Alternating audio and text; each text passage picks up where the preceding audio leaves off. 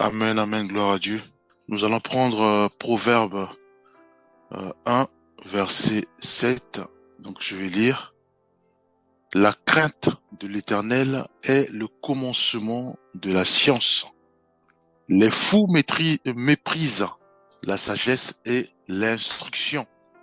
Donc ici, le Seigneur nous appelle à avoir crainte de lui. Il a dit que la crainte de l'Éternel est le commencement de la science. Et il dit encore, les fous méprisent la sagesse et l'instruction. Prenons encore Proverbe. Proverbe 9, verset 10. Nous allons encore lire. Je crois que c'est bien expliqué. Il est dit, la crainte de l'Éternel est le commencement de la sagesse. Et la connaissance du Saint-Esprit est l'intelligence. Voyez-vous? Donc, pour avoir la sagesse, le Seigneur nous fait comprendre que pour un chrétien ou pour une chrétienne d'acquérir la sagesse, le frère ou la sœur doit craindre l'Éternel. Comment craindre l'Éternel?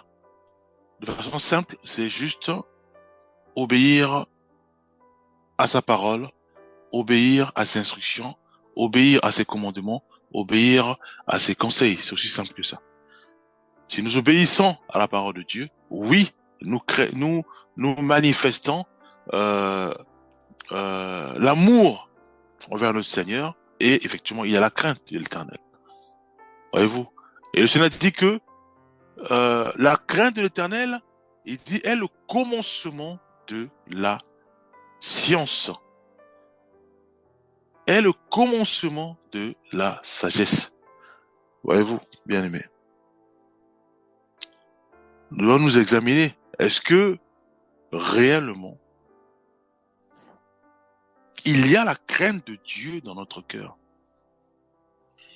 Est-ce que quand nous parlons, quand nous raisonnons, est-ce que réellement la crainte de l'Éternel inonde ou réside dans nos propos, réside dans nos cœurs, réside dans notre façon de parler, dans notre façon de réfléchir, dans notre façon de raisonner, dans notre façon de parler avec des bien-aimés, dans notre façon de se comporter ou même de vivre sur terre? Est-ce que nous manifestons réellement la crainte de l'Éternel? Est-ce que nos propos s'appuient sur la parole de Dieu ou nos propos s'appuient sur le charnel, c'est-à-dire que s'appuient sur ce monde? Voyez-vous, bien aimé, nous devons craindre l'Éternel.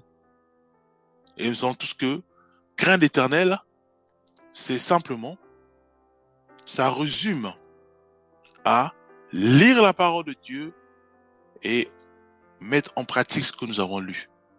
Donc, obéir à la parole de Dieu, c'est simple. C'est ça, craindre l'Éternel. Voyons-nous.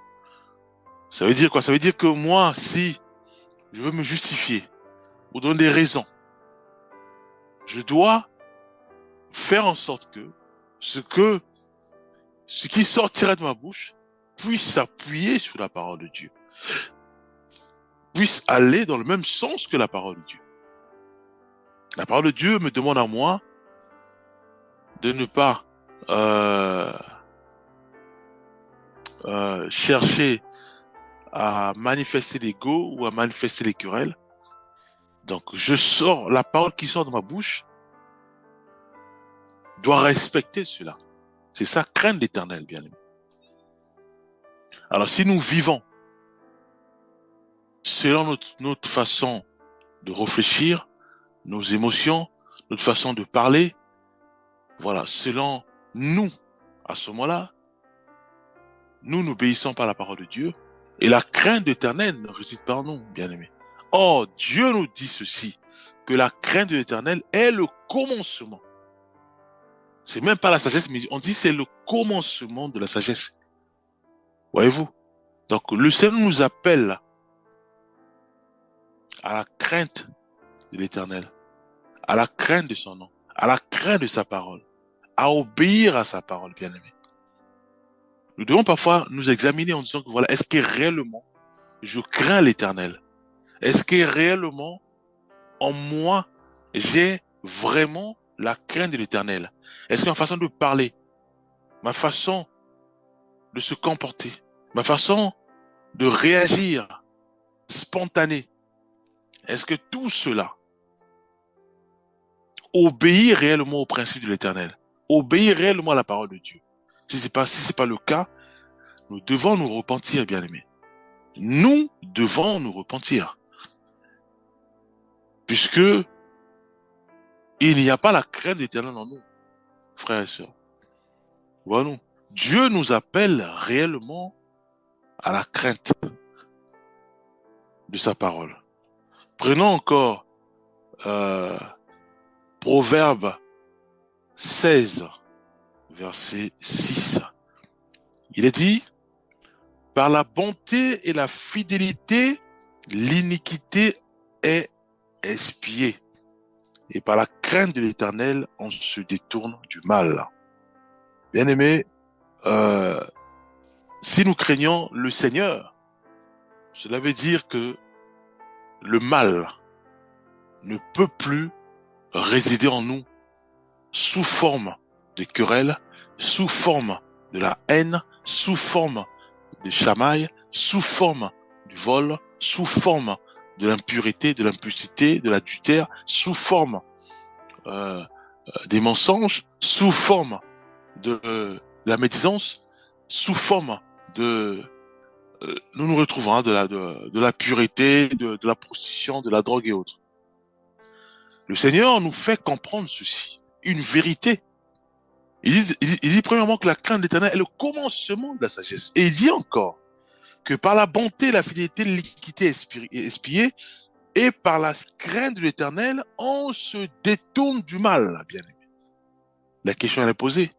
Est-ce que réellement, nous voulons nous détourner du mal? Si c'est le cas, Dieu nous fait comprendre ceci. Nous devons craindre l'Éternel. Craindre sa parole.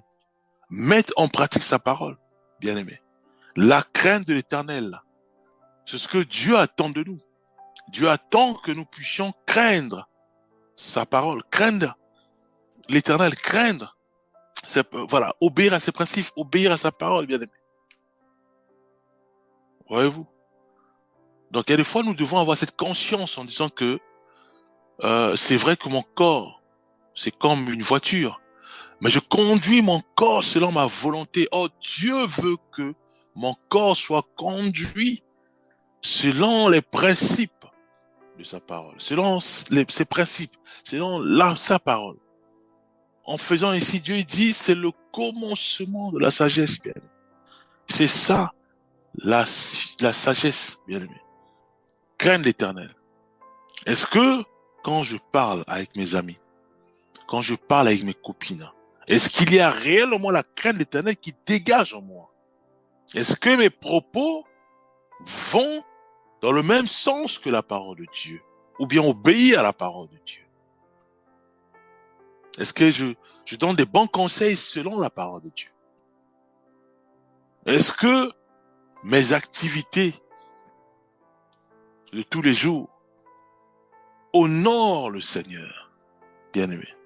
Honorent le Seigneur.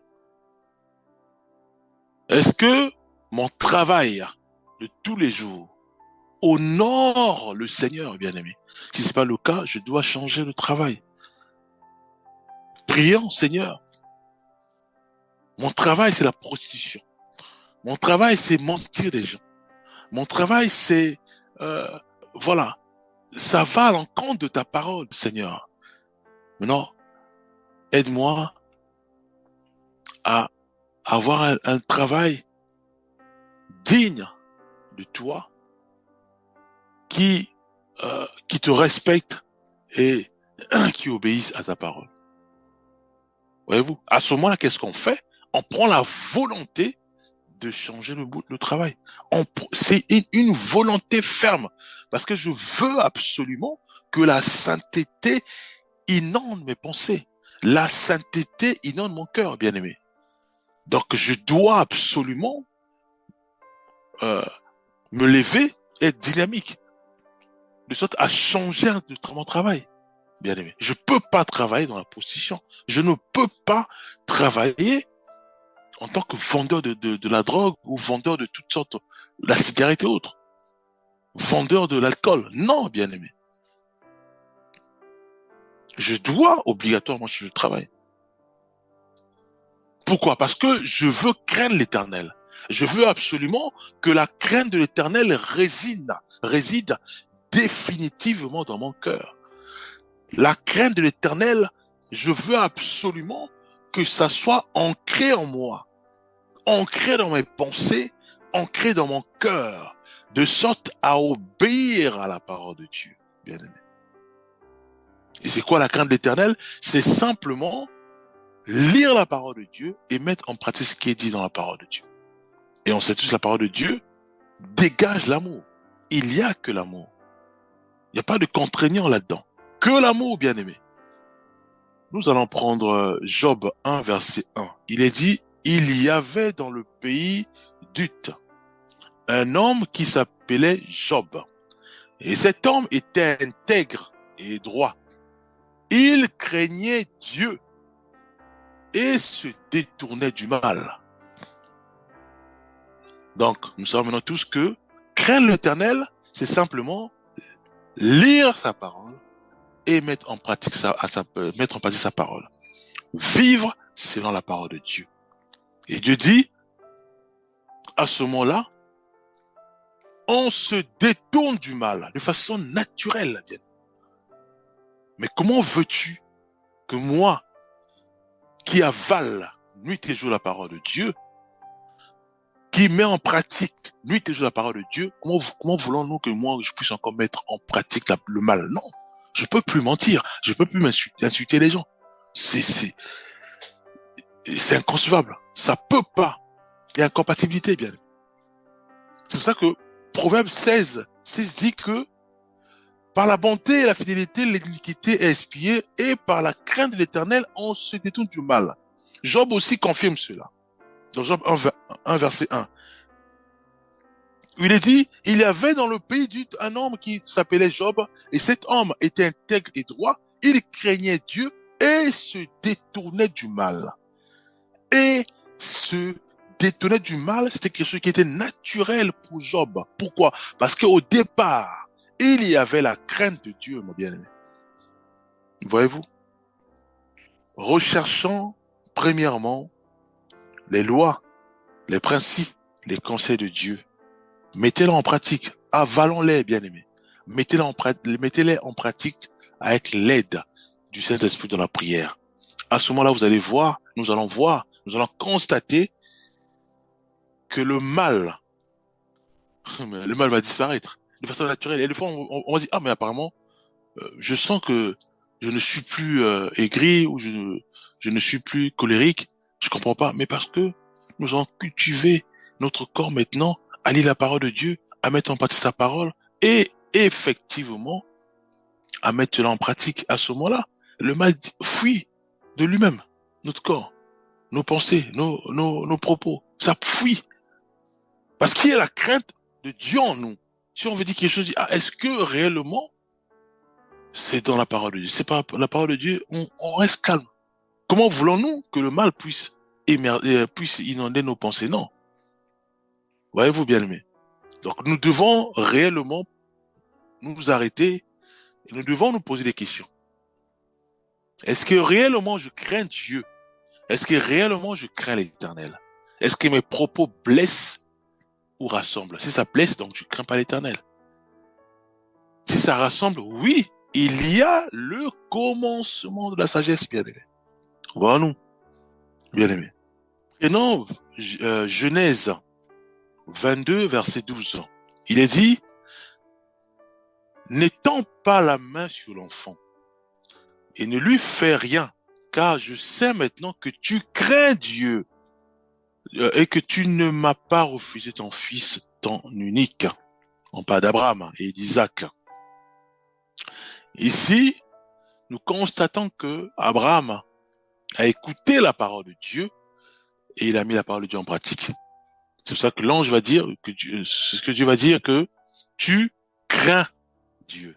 Donc, crains l'Éternel c'est pas quelque chose où on oblige, non. C'est simplement obéir à la parole de Dieu. Obéir à la parole de Dieu. C'est aussi simple que ça, bien aimé.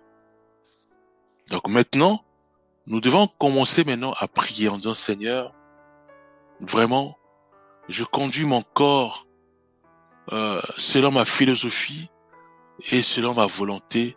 Or, c'est une erreur. Mais je veux absolument conduire mon corps selon ta parole. Conduis mes pensées selon ta parole. En faisant ainsi, oui, je crains ton nom.